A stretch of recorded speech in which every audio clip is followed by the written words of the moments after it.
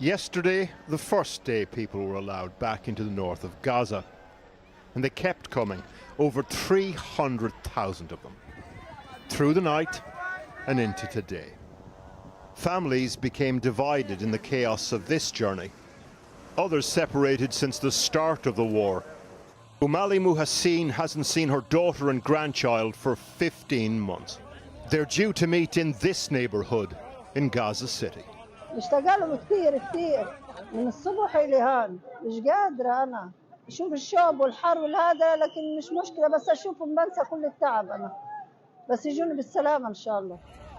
Then the respite of reunification in the rubble.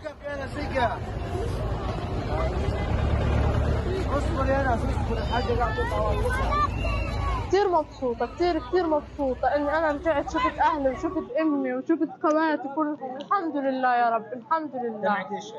دمت الفرحة والله دمت الفرحة. Salah al-Din Street is the designated route for people with vehicles returning home. Checkpoints run by Egyptian and American contractors who screen the traffic for weapons. Otman Abu Halima has run out of petrol. The family are pushing the car home. صار لنا 24 ساعة بس في الطريق عذاب. ايش حقول لك يعني تعب، احنا كنا مجهزين امورنا ان احنا جرتين غاز. تصور جرتين غاز خلصوا. وبقى ما خلصوا قاعدين بنزق لانه ما فيش بس بديل. This is what they're returning to. Homelessness, unexploded ordnance, bodies still buried in the rubble. The need for industrial levels of aid is plain to see. Under the ceasefire deal, 600 lorries of aid are to be allowed into Gaza a day. UNRWA, the UN's relief agency, facilitates the delivery of the majority of that aid. But last year the Israeli government voted to ban UNRWA, accusing it of colluding with Hamas.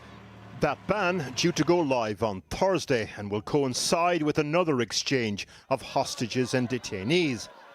The problem: the terms of a ceasefire are unlikely to be met without UNRWA operating in Gaza.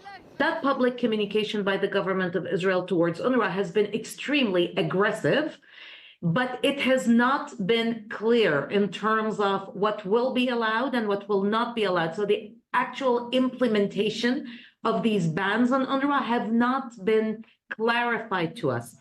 What's most likely to happen on Thursday: UNRWA will close its compound in East Jerusalem but continue to deliver aid into Gaza because as of yet there's no alternative.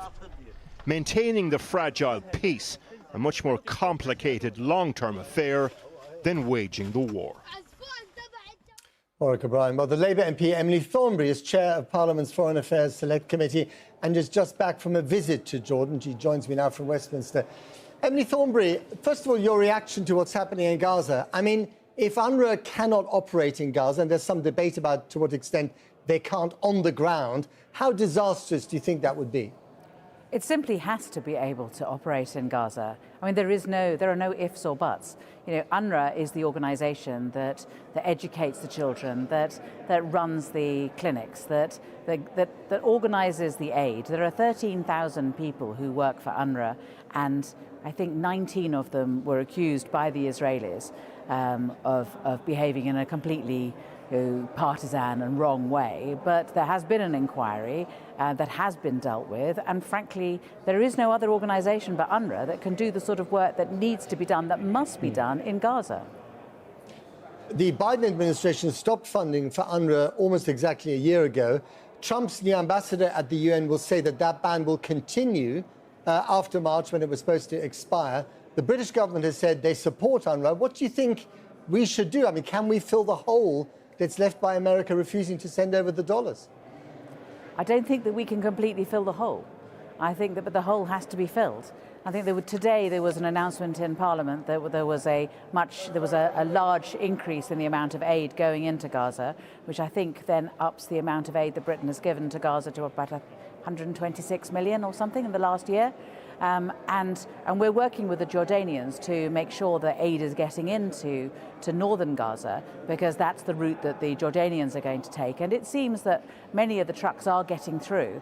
But you know, one thing that isn't happening is that there continues to be a pettiness and a silliness when it comes to letting tents in. And tents and sleeping bags, which obviously people desperately need. They've come back to their homes. Their homes don't exist. They need to have somewhere else that they can live. There's also, as was referred to in your piece, an awful lot of unexploded ordnance out there, which is really dangerous and needs to be cleared. And again, the Israelis are not being helpful when it comes to the sort of work that needs to be done and the sort of equipment that needs to be brought into Gaza in order to make sure that that's cleared. As you said at the beginning of the interview, you've just come back from Jordan. We know that President Trump has been on the phone to Jordan and Egypt, telling them repeatedly about his plan to clear out, his words, the Gaza Strip and move the Palestinians who live there, who still regard it home, to Jordan and to Egypt. I mean, that's a massive question mark hanging over all of this, isn't it?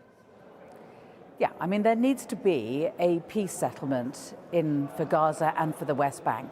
There needs to be, in my view, in the view of my committee, a rebuilding of Gaza. Now, the question is, how do we do that if there can't be a guarantee that it isn't all going to get bombed again in 3 or 4 years' time? So it has to be tied into a proper peace deal, which means that there has to be a really solid path for the Palestinians towards their own state.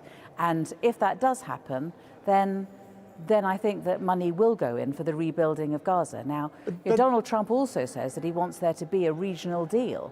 And part of that regional deal really can't hold together, in my view, without there being justice for the Palestinians and a Palestinian state.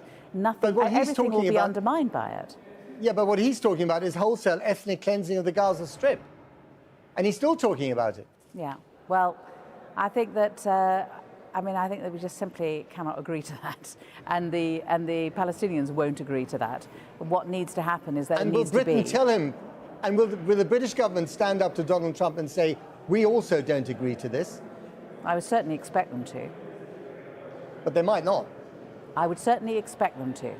It's been settled British policy for decades that there should be a two-state solution, and that state for the Palestinians is Gaza and the West Bank.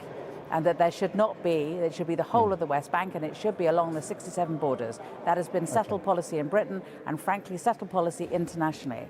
And, and until someone comes up with a better idea, that is what the international consensus is. And it is not a better idea simply to clear the Gaza Strip. It simply isn't. Going to leave it there. Emily Thornberry, thank you very much indeed.